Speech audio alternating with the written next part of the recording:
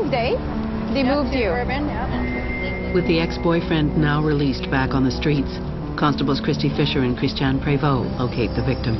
We're not talking a little minuscule offense or a drug offense, you know, where it's not necessarily violent or hurting someone or scaring someone to that extent, right? So we were quite appalled.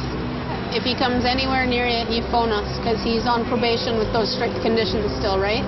Yeah, and so you even sniff him anywhere near you, phone us. Don't talk to him, right? Just call us. Sergeant Toby Hinton heads to a press conference that has been called by the police department to publicize their concern about chronic offenders. I'm going to be back of the room just watching the media release and seeing how it's delivered. I think they've actually asked the deputy chief to come down and talk about it. I don't know what to expect. I don't know if there's going to be a lot of people there, a lot of interest, and you don't know how the story is going to be picked up by media. It might not be picked up by media. What we think is important, sometimes news agencies don't really agree with. Morning, everyone. Last week, Chief Constable Jim Chu told you about the plague of chronic offenders who are victimizing our community. Nowhere else in the world and nowhere else in history has a community had to face this kind of problem. Thieves who have been convicted of crimes like breaking into houses more than 100 times are actually receiving less and less jail time. I'm here today to tell you that we are not alone in calling for longer sentences for chronic offenders. We received word this weekend that there were others calling for longer jail sentences. Our support came from the last place we would have ever guessed, chronic offenders themselves. What crimes would you pick to do? Usually breaking others. Yeah.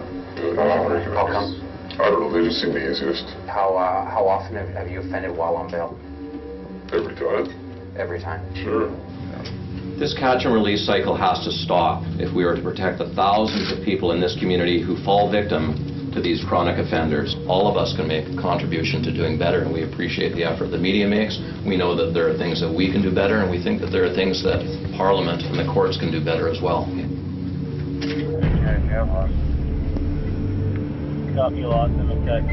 Later that night, as Toby works the beat, news of the press conference on chronic offenders hits the media.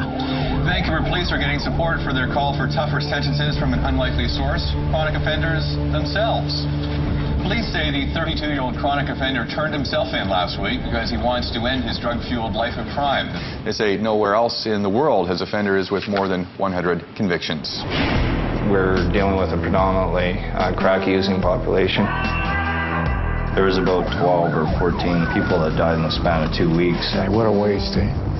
This staff sergeant position is a really big change. You would do an excellent job, and that's going to be sacrifice on your part.